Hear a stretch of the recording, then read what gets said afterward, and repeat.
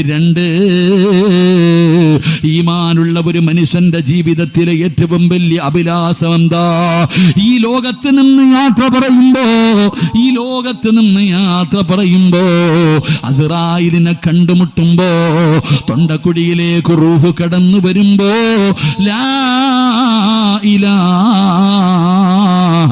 ഇല്ലല്ലാഹ്,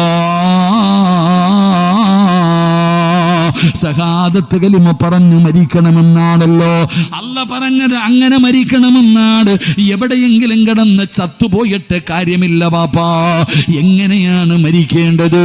യാ അയ്യുഹല്ലദീന ആമനുത്തഖുല്ലാഹ ഹഖ്ക തുഖാതി വലാ തമൂതുന്ന ഇല്ലാ വഅൻതും മുസ്ലിമൂൻ.